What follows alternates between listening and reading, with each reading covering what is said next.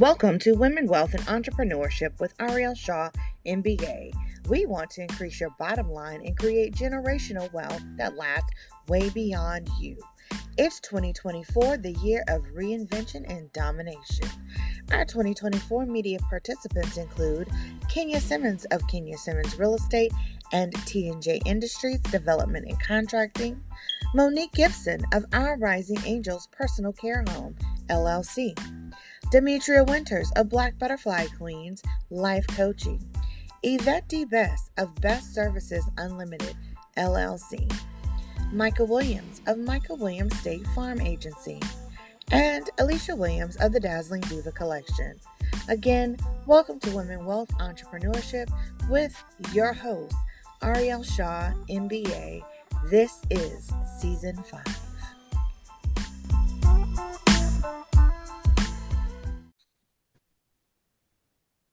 Hi, guys, and welcome to Women, Wealth, and Entrepreneurship Podcast. I am Ariel Shaw, founder and president of Southern Crescent Women in Business. We have a great group of women today. Oh, my goodness. They are from the Mompreneurs book. It is the anthology and collaboration that we created this year. And we're just going to hit one little hot topic really quick before we delve into the book. And we want to talk about this election. So I know we're business owners, so we want to keep it all politically correct. So, you know, we don't have the luxury of some business owners where they're giving away $1 million a day or whatever that case is. You know, we're gonna try to keep it clean, but I really wanted to just make sure that, you know, as women, as a women's organization, that we had just 5 minutes to say this is a historical moment in time, regardless of whatever the outcome is going to be. This is the first time that a major party has chosen a woman, a female, to run for president. Yeah. So we can just take that in for 5 seconds and just realize where we are in this country. We know that women are killing it on the business side. We just created a PAC, a political action committee this year. We launched it with our first debate that we did in partnership with the NAACP, which was standing room only. And you know, women are getting into every space. They're taking up space. So I just want your opinion on, what do you think about this election? What do you think about the ability to have the first female nominee of a major party? So everybody has heard and has seen the story of Shirley Chisholm. Shirley Chisholm wanted to become the nominee. Shirley Chisholm did not make it to become the nominee, but because of her, that's where we are today. And Kamala can say thank you for that. Again, I just want to hear from you, so feel free to jump in, and if you want to express yourself, what are you feeling? I'll go first. I'll say it's a scary feeling, but it's also a blessed feeling because like you said, we have a woman, you know, a powerful woman running. And on the other hand, not so great, but it's just my personal opinion, but it's scary and exciting at the same time. It's scary. All right. Scary and exciting. All right. Who else wants to take it away? For me, I think this speaks volumes in terms of how far we've come as a country, you know, to trust and put a woman at the forefront in this position. Yes, Shirley Chisholm, I saw her story and watched the movie. It was pretty amazing and powerful. So she did pave the way. I'm just grateful that, you know, as a country and as a whole, you know, mindsets have shifted where women can take leadership for not just a business or the household, but also for the United States of America. So I think it's very exciting, you know, especially when we see a woman that is so knowledgeable and she is highly, highly qualified. So, Absolutely. she has proven herself. She's already in the vice president position. Hello. And, she's, already knowledgeable about a lot of things that is going on. So I think, it's wonderful. It's exciting.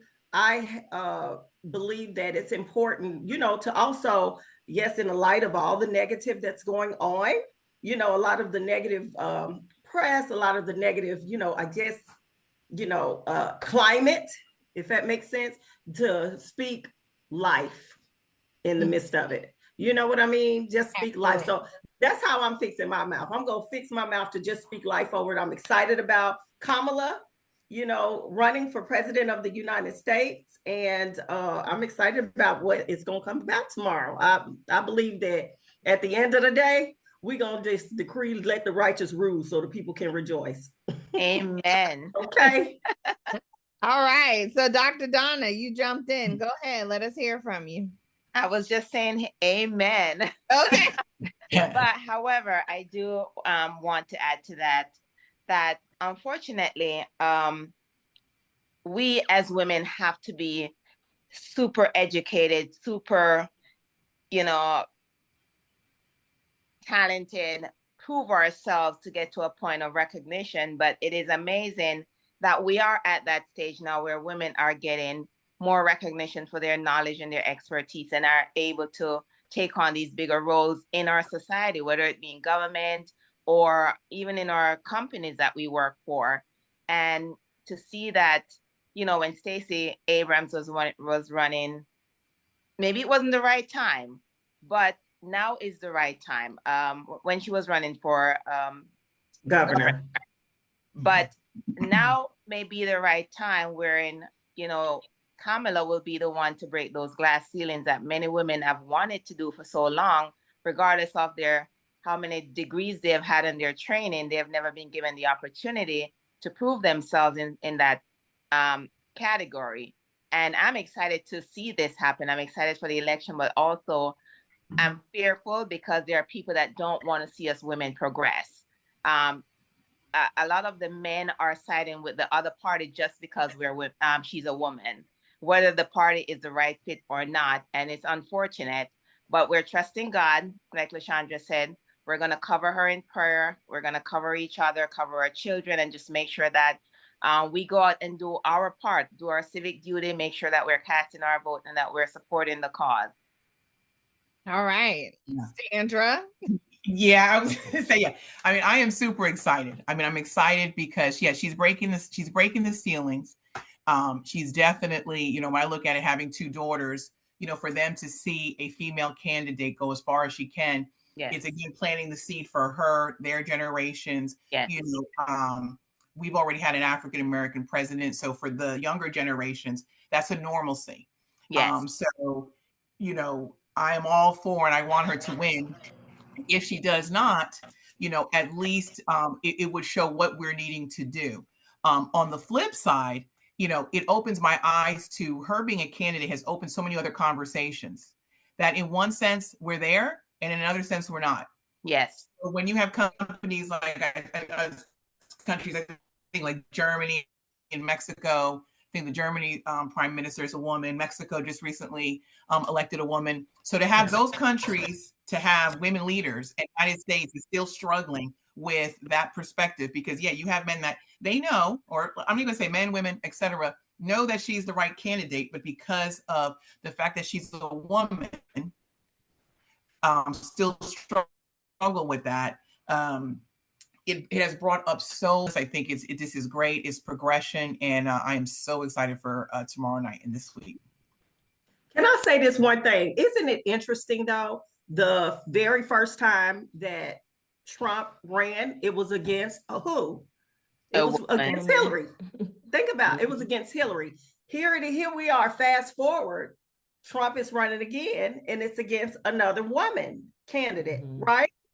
This is interesting. So that just came to my mind. And honestly, the very first time, I don't know who voted for what, but I'm gonna just be honest because I ain't gonna sugarcoat nothing. Sometimes we tiptoe around it when I'm, in the business because you want to not be too political. but since we're having this conversation and being honest and open about our views, I thought then there was no way in the world, that Trump was going to, win the presidency, even when he was running against Hillary. That was 2 terms ago, right? You underestimated About people's 8 years hatred for ago. women. I mean, it was just like, I thought it was a setup to make it to where someone less qualified could make it to where Hillary could get in, because she is a woman. So I said, there is no way in the world. I mean, that's just what I said. But we woke up. I couldn't even finish watching it. I woke up to the outcome, and it was like, wow, okay. It just let me know that America wasn't ready for a woman president. So now, fast forward, we're in a whole nother interesting thing, because I didn't even so this is the second woman to reach this particular plateau, except it's the first Black woman or first woman of color. Right. This. Yeah. Okay. Yeah. But I just thought it was interesting that first time he ran for president, it was against a woman candidate as well. And here we are, again, this is a Black woman, candidate. So she got, I guess 2 minority situations working in her favor. I'm gonna just put it that way, in her favor. I don't know if y'all thought about that, but that had been on my mind. I mean, yeah, that's definitely interesting. Yes. It's interesting. He ran last and he lost. So I'm excited about tomorrow. I do want to say that no matter who wins, which we hope that Kamala wins, but no matter who wins, her in place, it still means we have to fight the power. Fight the power no matter what. Fight the power no matter what. Make them do what the people need them to do. That's what they're there for. So it's really not about her or him. It's about us. It's about our rights, our children's rights, our grandchildren, and all the people moving forward, and how this all will affect the entire world and how we affect each other. So, and of course, women always. We are more than capable of doing anything. We are human, just like the men, and we have the same DNA, and none of us would be here without a woman. You know what I'm saying? So, of course, women now, women yesterday, women forever. Yeah. That's right. All right. Shirley. I am excited, but at the same time scared, because you are hearing a lot of negativities out there. But I've been praying and hoping for the outcome. What are you scared of? Are you scared for yourself? Not just myself, or me, family, us people of color, Black, because we have been receiving a lot of threats. There was something from Newsbreak from the app said that there's a threat against Black people and people of color for tomorrow. Yeah. So, really? Well, yeah. You know what? Here's I a didn't get news that. flash. Here's a news flash. Here's a news flash for everybody. There's been a threat against Black people since the dawn of time. I understand. Let me say this. I'm not saying no, but Yeah. this election, throughout my years when I started voting, when I voted when I was 18 years old, I never, ever, ever see this type of election before. Yeah. Never. Yeah. This election it's to me, I look at it like this. The other side is dictator. He's a dictator. He just like power. He doesn't know how to run the country. We see what he did the last years previous of what he's done. So imagine for this to get on. He's demonizing people. as some of y'all may know, I am a descendant of Haitian descent. He demonized us, and we've been demonized for years. So when you think about it, even when I'm outside talking my language, and I'm proud to talk my language, I have people who have been give us a asking, little. ask, oh, what language are you speaking? Oh, where are you from? No, I'm from America, right there from Brooklyn, New York. My family is from Haiti, to answer their question, and I never experienced that. Never. Yeah. So yeah. Well, And that's the reason why I said it's scary, because I do have my brothers, nephew, my father, families. I just call them. I say, look, if y'all going now, please just be careful. Be home by a certain time, please. So let me say, let me say this. Okay, so I didn't get that. Maybe that now maybe I understand where these posts are coming from, because I've been busy. I'm working. Yes. Yeah. So all I'm seeing is people saying, I'm telling my son they need to go home. Just I'm like, what's happening? Yeah. And I don't believe in operating in fear, but I will tell you this, this is no different than what, it sounds very similar to what occurred back in the 60s. When it was time to go vote. And I just cannot, what I don't want us to do is to not go vote because there are some breaking news. I think that's a fair tactic. And I really hope that we ignore it. I mean, be wise, be mindful of your surroundings, but I think we need to, if anything, we should use that as a catalyst to make sure we really go vote, because who's living in fear? Who's living in that type of world? How are you raise your kids and your grandkids in a world like that or a country like that? It speaks volumes if Mexico can put a woman in office and we can't. So I think we need to take that. I don't know why God made me this way, but Lord, the only thing I fear is God. Oh yeah, absolutely. You're absolutely right. I do not operate in fear of nothing or no one. And so we really need to make sure that we are not subscribing to that.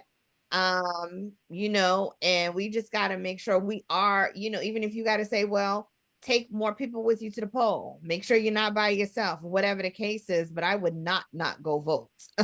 That would be go get that vote out the I way. don't think it's so much about the voting. I mean, I think they're trying to instill fear. It's about instilling the fear and what's going to happen after. You're breaking. I think like my big frustration. Oh, I am. Okay. Can you hear me now? I can hear you. Yeah. Okay. I said, I think what makes this election different than the others is just the climate in which we have a candidate that's saying things to really incite. So when you're talking like Madison Square Garden, I mean, the commentary that came out of Madison Square Garden, when he's talking about, putting a rifle to Cheney's, head. I mean, the reality is, regardless of your party, the beauty of America is that everyone has the right to vote how they want. But when we have a party that's supporting more of this, and I'm just like Shirley with family outside of this country, Haiti, the Dominican Republic, countries where you're not allowed to go against the government. And so that is when you're saying things like this, that's what they're looking to bring this country to. And, as Americans, that's not what we're about. And I think that's what makes this different. He's only giving them a ticket in order to do that. Hence why we had January 6th. So I'll keep it at that. Yeah. I was going to say one thing too. I love that they are, making initiatives to, make it fun and inviting at the voting polls. They're having DJs. I'm sure y'all getting. So they got DJs. They're making the environment really nice and fun. at a lot of the polls, so people can come out and they feel comfortable, you know, play music and things of that nature. So I've been hearing a lot of really good things that's going to be happening. I actually, and I agree with you, LaShondra. I haven't heard the DJs at the poll, but I have that text. Bring me that piece of mail they on me on the thing. I just got some today. I will say that I think the fear, it just, even like Sandra said, they're trying to incite fear so you don't go out. I think it's going to be just fine. Yeah. And I hopefully think the most of the people voted in advance. Yeah, I wonder what the stats are. so Georgia has voted over 4 million. I don't know what the numbers are for Florida. Do you have that, Ashanti? I don't. I can get it. Let me see. Okay. Yeah, I don't know what the other states have done, but you know, at the end of the day, you know, I have family in Florida, North Carolina, South Carolina. You know, we're gonna tell them to go to the poll, you know, use wisdom. My son is going to vote tomorrow. So you know, I come from a military family. My mom was just at the range on yesterday. We don't do that. Like, don't get it what I was twisted. saying, I wasn't saying that not to go out to vote.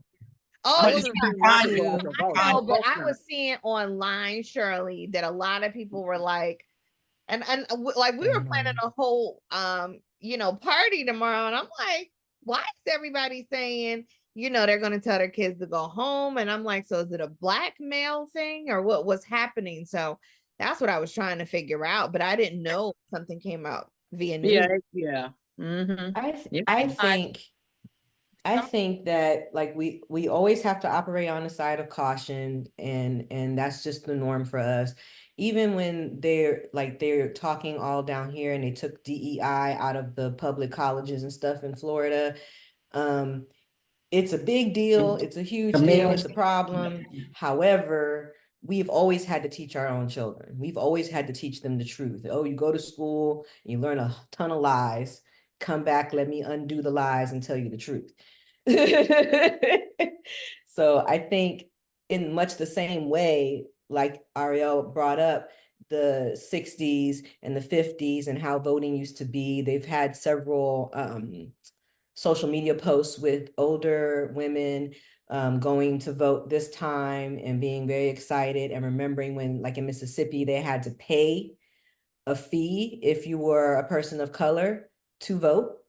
It was a small amount, but you're not supposed to have to pay. It was the tax. Yeah. Uh-huh. So like all those tactics, literally being pushed and shoved and beaten and arrested and tested and everything else. So none of that is happening right now. Threats are threats, but we're women. Aren't we not used to threats? Are we not used to having to pay extra attention, carry something, learn some self-defense, go home early from the party, don't drink too much, all of that. So men are just having to do it too. You know, be cautious, be aware of your surroundings, and be with people that you can trust.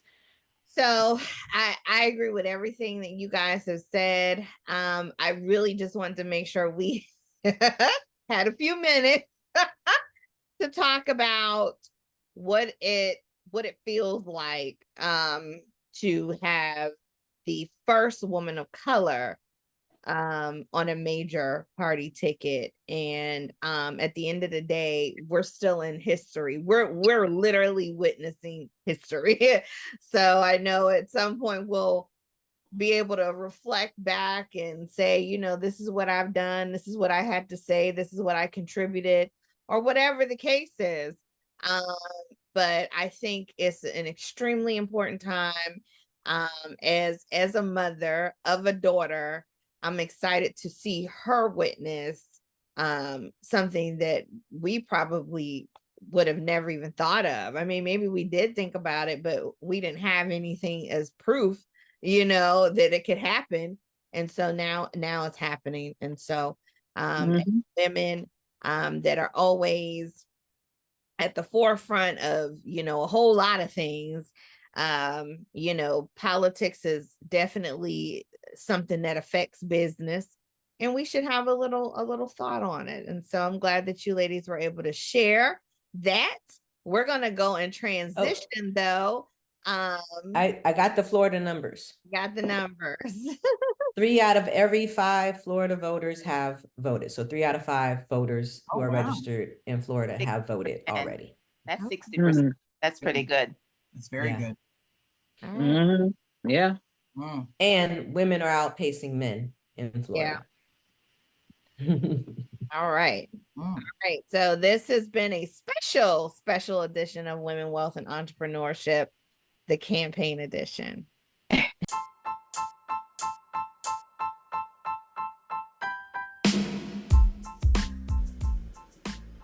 Again, this has been another episode of Women, Wealth, and Entrepreneurship with Ariel Shaw, MBA. Thank you for joining us. And if you have not, download our new theme song, Women in Business theme song by Miss Lacey. You've heard it here, and we are so excited that you've joined us. Thank you and have an amazing day.